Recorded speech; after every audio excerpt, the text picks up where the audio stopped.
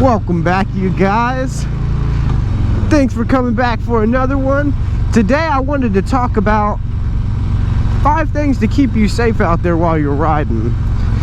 And I figured these would be some pretty good tips to drop down there, because not only have I benefited from following these tips, but honestly, anybody can. And the first one I want to address is that little dog come running out at me. Look out for cars pulling off the sides of the roads, or pulling out from the sides of the roads.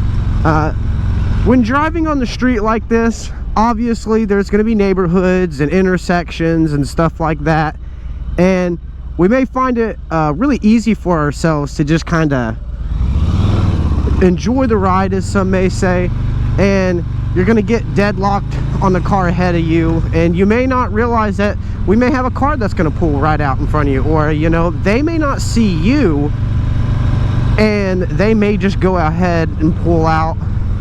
So a lot of the times I've found that it's really good to kind of learn to train yourself to kind of pay attention to the sides of the road. Don't only just pay attention to what's ahead of you. You do want to be very aware when you're riding your bike, and it's a really good thing to pick up on, because it transfers over with driving your car too, because it keeps you just as safe in a car doing that as it does on a bike. So number one, I'd have to say, pay attention to the sides of the road. Cars are going to pull out. It's just something they do, and you're not really going to get around it. Number 2's tip, I'm going to have to say, don't follow cars too closely. So braking, as I've discussed in another video, works a little differently on a motorcycle versus a car, and for that reason alone, you should be driving your bike different than you would drive your car. Now, you don't want to follow cars really closely. You know, preferably you want to be at least a whole car length away from them and some. But we all know when you put too much space in between you and another car, you do have people who like to jut into those spaces. But let's face it, you can just slow down a little bit more. I know I'm not the type of person who necessarily likes to do it, but you know what? It is an option, and you can always pace yourself with the car ahead of you. Even if somebody does jump into it, you can just slow down a little bit more and you'll be fine. You don't want to follow behind these cars so close, because your braking distance isn't going to be as good as their braking distance 9 times out of 10, and you actually have the potential of just flat out falling on your face if you brake wrong. While is, you know, a car's not just going to fall over magically because you brake too wrong. It might screech, it might slide, it might do a lot of things, but you know, realistically speaking, their chances of being hurt from braking wrong on your car, it's just really slim to none almost. I'm not going to say freak accidents don't happen, and shit, you know, obviously happens, but the chances for shit happening on your motorcycle is a lot higher than in your car. So I would definitely say, don't follow people too close. Give yourself adequate room to brake.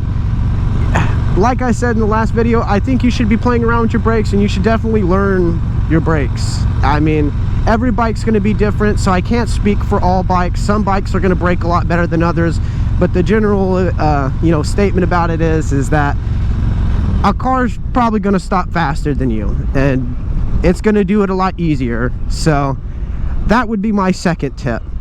My third tip's going to be, for one, if you're on the highway, and that's going to be paying attention to cars that may have missed their exits on highways. And we've all seen this one before, where some dude jumps across 3 to 4 lanes of traffic almost trying to get to his exit. I know I've seen a video strolling around on YouTube where this dude literally completely crashes his car. He flips his truck clean over trying to make an exit. Dude, if you were on a motorcycle and you was in that spot where he cleared across, you would just be a pancake. And So if you find yourself doing a lot of longer trips, stuff kind of like what I like to do, I do spend a lot of time on the highway, or you're one of those people like a sport bike guy who likes racing out there on those highways, man, every time you come to where there's an exit, I would really start paying attention to the cars that are trying to get over and or may try to get over. A lot of the times this could be circumvented by putting yourself in the far left lane so that you're at the best chances of not having to deal with somebody do that to you. Because a lot of these people who are doing it, you know, let's face it, they're making bad decisions. They could have just waited and gone down to their next exit. You know, I understand nobody wants to miss their exit while they're driving, but is it worth crashing your car or worth running somebody over? I don't think so. And my fourth tip for you guys, it's gonna be try not to ride past 11 or 12 o'clock at night.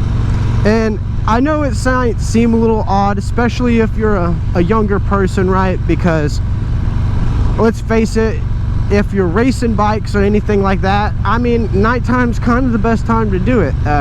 Less cops, less traffic, all of the above there. Oh, that's really nice. And you know, the big thing about it is it was once put to me this way, right? Anybody out past those times typically aren't up to anything good. Most of your normal people, your day working, law-abiding citizens, right?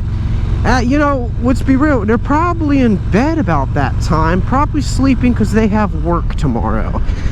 The people who are out past those times typically are not those kind of people. Now, I get that that isn't 100% the case. You know, some people work nighttime jobs and they can't get away from being out at those times.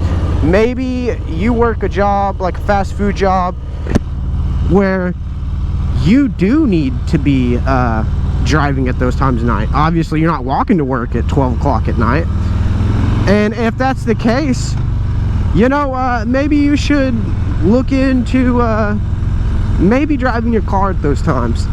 A big reason why I personally stay off the roads at those times is I found that a lot of bars, they close around 12:30 to 2 o'clock in the morning, or at least around here. And what you'll end up with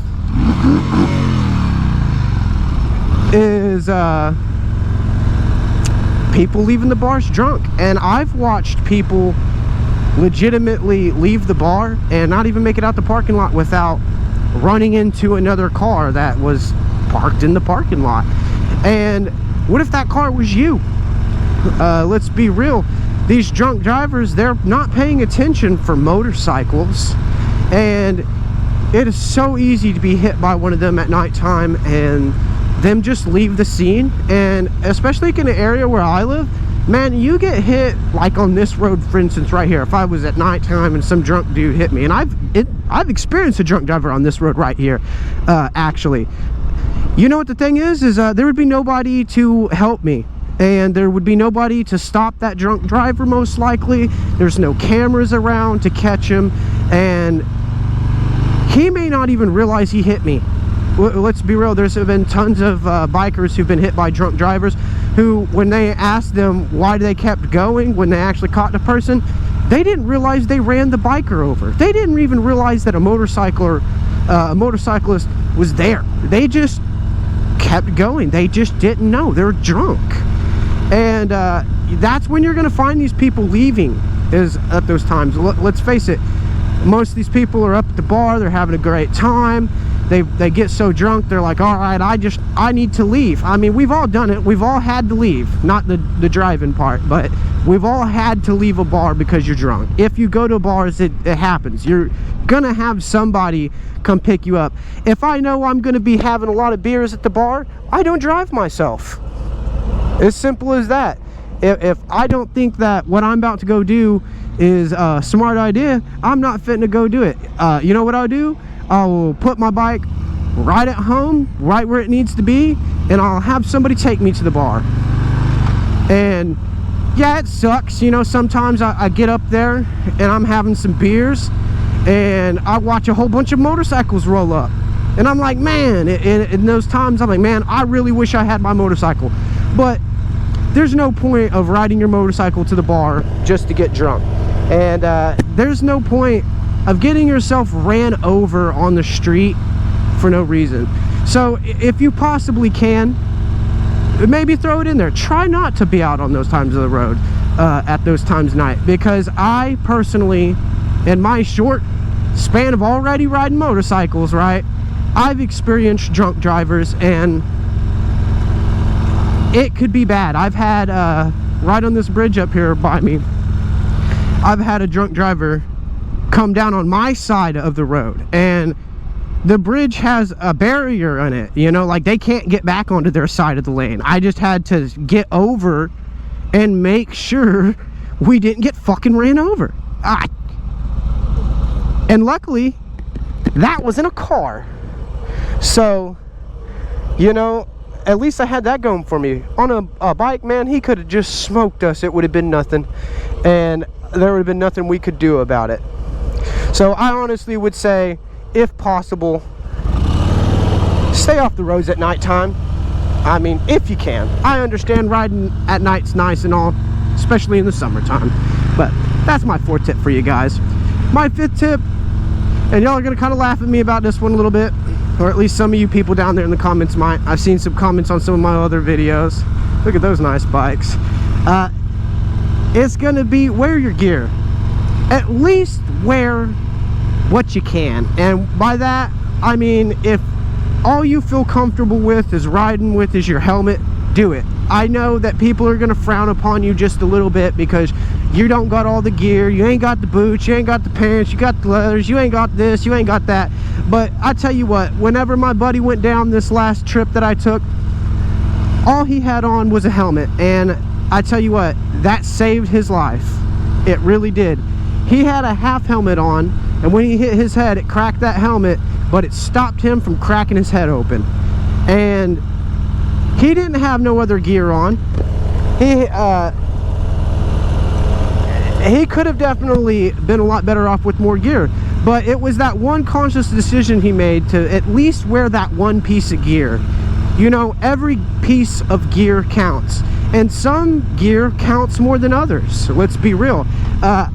That's why personally you'll see in some of these videos that I don't got gloves or anything like that on, but I do wear my helmet. A helmet is like my biggest thing. I make sure I wear my helmet, and eventually I will get better gear so that I can be more comfortable riding with more gear on, because let's face it, the only reason why most people, well, I guess it's not the only reason, but it's the main reason most people don't want to wear the gear is because it's uncomfortable. And stuff like with the wrong gloves, it makes it hard to pull your clutch in right and all that shit. You know, I have more dexterity, obviously, without a glove on, and so I can feel my clutch better. I can, you know, generally it just makes me feel like I ride the bike better without that on. Now, stuff like the boots and the pants and stuff like that, boots, I do think you should have a good set of boots. I personally spend a lot of time walking at my job, and I guess who does it, right? But I walk on concrete all day. I would kill myself if I had to wear boots all day. And my mode of transportation is this motorcycle. I actually, myself personally, don't own a car. I just own this motorcycle, and that's kind of the way I like it. I'm gonna get myself a beater over this summertime, and I'm just gonna keep it at that. I do not want an expensive car, and I probably will not ever have another expensive car.